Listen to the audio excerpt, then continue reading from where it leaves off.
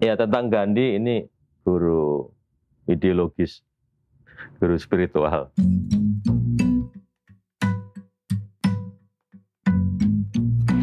Masa kecil saya itu di satu kota pesisir selatan pantai di Jawa Timur, namanya Tulungagung. Dan petualangan saya sebetulnya jauh dari apa yang dikatakan sebuah keusilan seorang anak. Saya memulai dengan melukis. Jadi sejak kecil saya itu belajar melukis. Gurunya namanya Pak Karno. Beliau seorang guru yang bagus sekali dan satu-satunya guru melukis di Tulungagung itu. Jadi itu era tahun 70-an. Saya sudah belajar melukis. Yang kedua, saya nggak pernah bisa berhasil belajar berenang. Satu saat saya nyebur di sungai, hujan deras, saya ikut-ikutan teman-teman SD itu nyebur ke sungai dan saya tenggelam di situ. Dan sebetulnya itu pengalaman yang sampai sekarang masih saya ingat. Saya ditolong oleh teman saya namanya Fatur Rahman, anaknya Pak Kiai di pondok pesantren Pondok Panggung namanya, dekat rumah saya. Kembali ke masa kecil yang suka melukis itu karena bapak seorang desainer batik. Jadi kami itu sebetulnya keluarga pembatik tradisional, batik tangan, batik cap, dan processing membuat batik. Jadi sejak kecil saya terlibat dengan kakak-kakak saya itu memproses suatu batik tulis. Dulu sangat banyak inovasi yang dibuat oleh almarhum ayah saya tentang desain batik, kemudian mencampur warna sehingga menemukan warna yang sangat bagus untuk batik. Dan itu era keemasan batik tahun 60 sampai tahun 70. Jadi sebetulnya Mas Dhani tidak ada yang menarik dari masa kecil saya. Saya seorang yang pemalu, dan waktu itu justru banyak larangan. Saya mau camping dilarang, mau belajar apa dilarang, ke alam liar saja. Jadi saya era di mana saya lebih fokus ke dalam sebetulnya, ke dalam diri saya, dan asik dengan melukis. Secara nggak sadar itu kita melatih sebetulnya, melatih kepekaan. Jadi ada kepekaan, ada visualisasi, ada imajinasi, itu tanpa sadar tumbuh. Ya, setuju saya kira. Tapi itu karena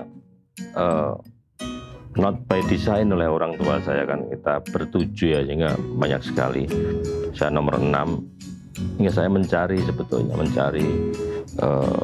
apa yang saya sukai. Dan setiap 17 Agustus itu ada pameran di alun-alun Tulungagung, dan ketika saya SMA itu lukisan saya memenuhi ruang pameran SMA SMPP Tulungagung itu, dan menjadi rutin ya beberapa tahun kemudian. Memang saya SMA IPA ya, pasti alam SMA saya, tapi saya masih melukis dan ikut membantu processing batik. Jadi itu seni menjadi bagian dari keseharian saya sebetulnya, dan itu membuat saya menjadi orang yang lebih introvert sebetulnya. Tidak banyak berteman, tapi saya mulai mendalami yang sekarang. Dan itu berlanjut sebetulnya ketika saya kuliah. Saya kan pernah ketika saya mendaftar, saya diterima di ITB Seni Rupa.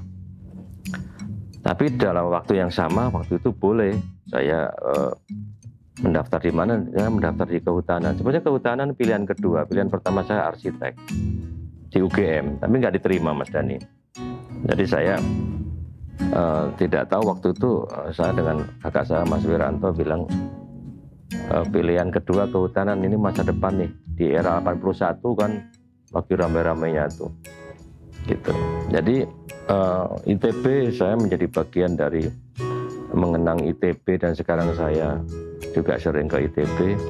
Itu bagian dari memori saya, sekolah seni rupa dan desain, sangat terkenal waktu itu. Ya itu juga saya juga mendaftar ke swasta waktu itu di satu perusahaan di Jambi, diterima saya. Tapi sekali lagi bersamaan waktunya saya diterima sebagai ASN, waktu itu pegawai negeri sipil, tapi di Manowari. Dan saya orang ke-6 yang menerima.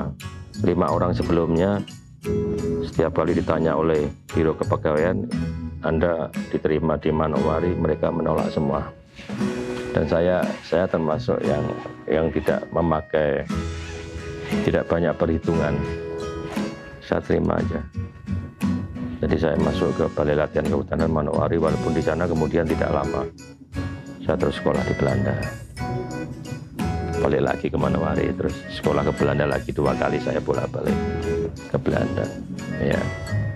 Jadi ketika sebelum ke Manowari saya harus di training menjadi calon pegawai negeri sipil, ada pelatihan dasar di Pusdiklat Gunung Batu di Bogor.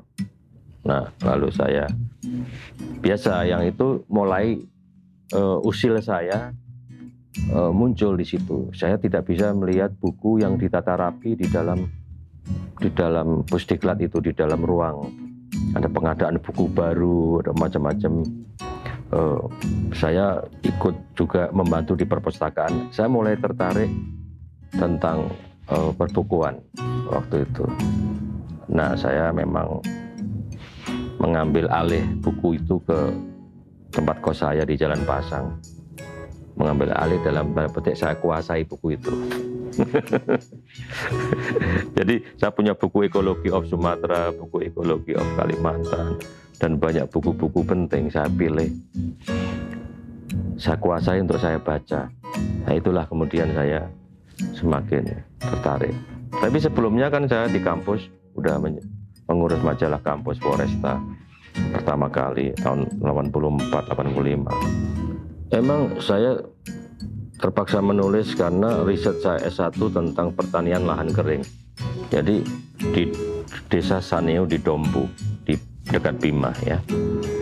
Dan oleh Prof. Sumitro saya tidak pernah dibimbing sebetulnya pakai metodologi apa. Tetapi saya mengambil itu karena pertimbangannya sangat sederhana.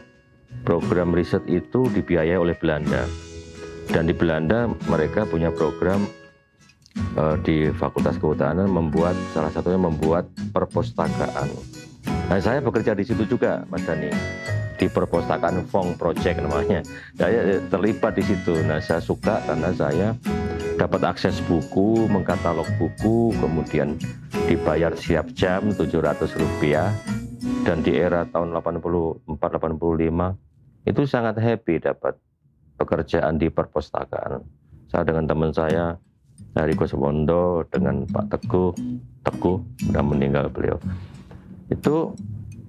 Itu surga bagi kami yang waktu itu sangat terbatas bacaannya, karena buku-buku dari Belanda dari mana-mana dibeli oleh Project Fong ini dari Wageningen University untuk disiapkan di masa itu, era agroforestry, era awal social forestry. Nah, saya dapat menu mewah lah ya, sebagai mahasiswa banyak karena semua berbahasa Inggris sebagian besar, dan saya terpacu untuk mempelajari itu, dan saya kursus bahasa Inggris juga akhirnya. Naik sepeda dari Selokan Mataram ke Kota Baru, minggu 3 kali naik sepeda agar bisa saya pede kalau ngomong bahasa Inggris. Itu juga yang membuat saya punya kegemaran membaca yang di era SD, SMP, SMA itu tidak saya miliki. Saya lebih asik ke melukis. Besar sekali pengaruh sekolah di Belanda. Saya pertama kali postgraduate 11 bulan ya, ketemu dengan teman-teman yang diundang oleh Bagus Surtanal waktu itu. teman-teman Bapeda, Mas. Jadi saya sama sekali ketemu orang-orang yang totally new ya di dalam environment kerja, orang-orang Bapeda, kemudian teman-teman dari geografi. Lalu saya postgraduate tentang land use planning, itu juga baru karena semuanya di luar, kemudian saya pahami di luar urusan saya di konservasi, tetapi itu menarik sekali.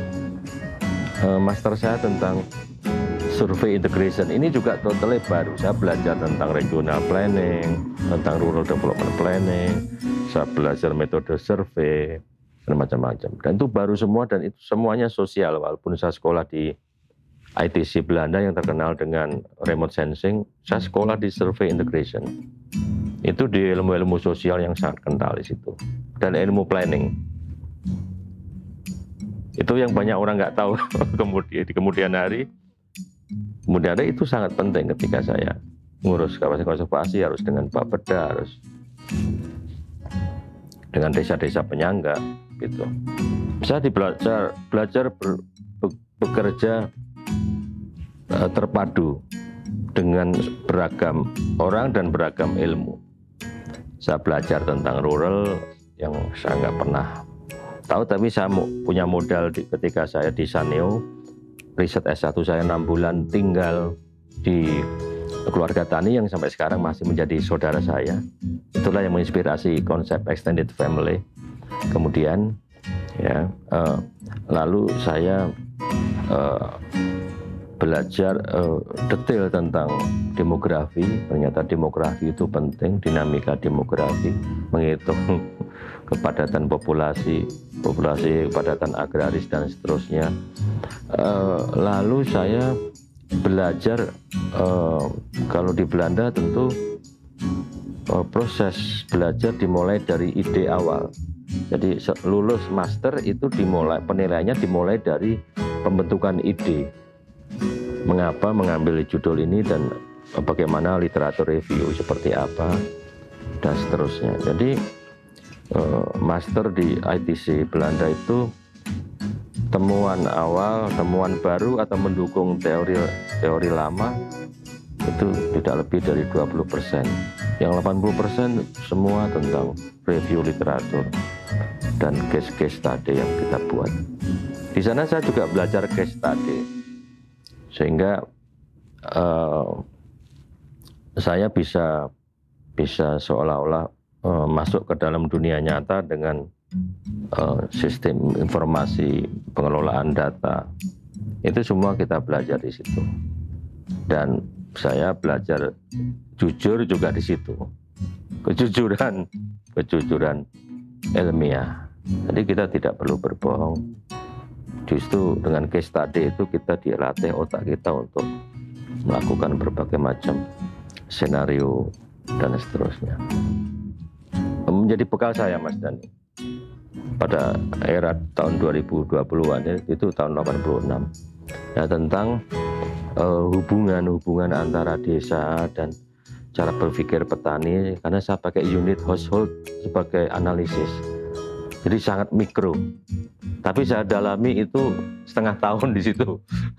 Jadi cara pandang, cara berpikir, dan bagaimana strategi untuk survival oleh setiap rumah tangga tani itu saya tahu. Jadi saya membuat labor film setahun yang lalu. Labor film tentang kombinasi antara dia harus mencari kayu di hutan lindung, di ladang, kemudian di sawah, lalu di pekarangan, di kebun lamtoro dan seterusnya. Itulah saya menemukan exchange labor. Exchange labor bukan gotong royong. Kalau gotong royong itu untuk social obligation, membersihkan parit, membangun masjid dan seterusnya di desa. Tapi kalau exchange labor itu karena kelangkaan tenaga kerja dibanding luas lahan yang dikuasai. Jadi saya harus membagi dan mendapat bantuan tenaga dengan hitungan 1 hari. Misalkan saya membantu satu keluarga 1 hari di sawah, berarti dia berhutang 1 hari kepada saya untuk membantu saya, bisa di sawah, bisa di kebun, jadi hitungannya hari. Dan itu sangat menarik. bagaimana mereka berbagi tenaga yang langka dengan lahan yang luas. Saya itu dekat dengan teman-teman awalnya, saya kira ke tahun 94 ya.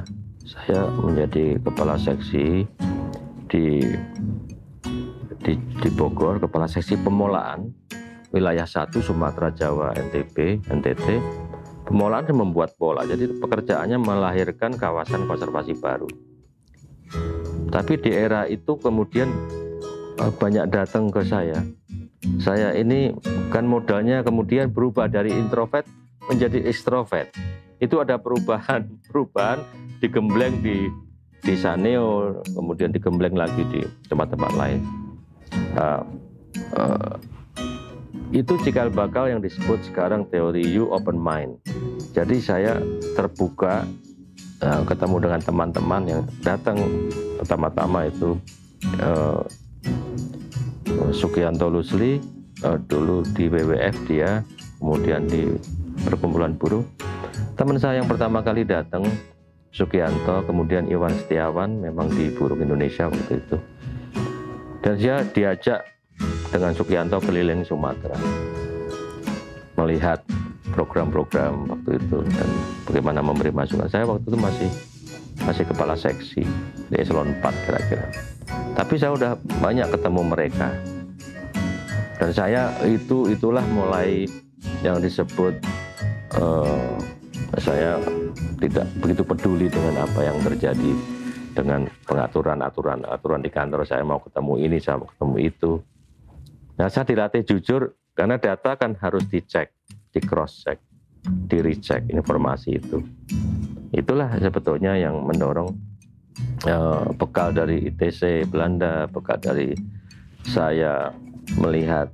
Karena di Saneo itu kan saya mengalami proses sensing ya, seeing from my heart.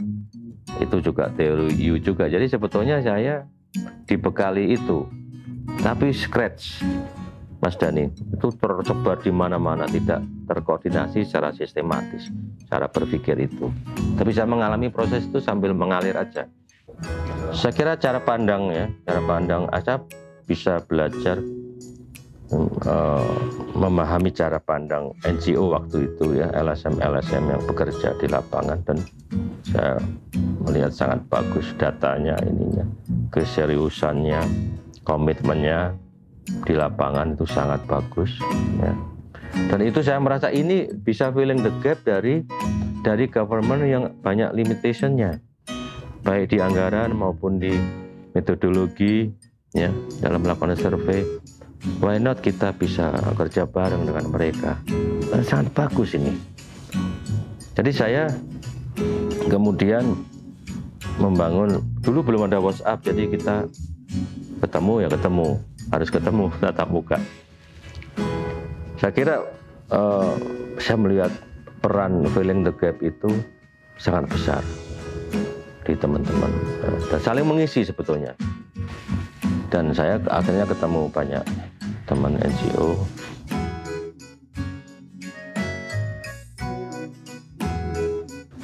Ya, tentang Gandhi ini dia semacam guru saya, guru ideologis, guru spiritual. Dan sebetulnya di dalam Islam juga sama. Gandhi memberi contoh tentang gerakan ahimsa. Dan itu saya pakai menyelesaikan konflik di Colol, di NTT. Ahimsa, tidak boleh melukai. Anekanta itu ya, kalau dialog kita harus menurunkan ego kita menjadi hampir sama dengan mereka, seolah-olah kita itu bagian dari mereka. Empathy, assertive komunikasinya biar jalan. Ahimsa, anekata, aparigraha, itu prinsip-prinsip kebaikan kemanusiaan di seluruh dunia ini. Penghormatan pada HAM, pada perempuan, pada golongan minoritas. Itu kan nilai-nilai universal itu yang diajarkan. Dan itu memberi inspirasi saya untuk menyelesaikan kalau ada konflik. Kalau ada konflik di lapangan, pertama kali kita, kepala balai saya harus tahu persis, melihat langsung. apa motifnya, apa ini symptom atau core problemnya atau root causesnya apa. Kalau miskin ya kita tolong mereka. Penegakan hukum pada yang selalu berdasi dan mengambil keuntungan dari itu. Dan ini sebetulnya nih Pak,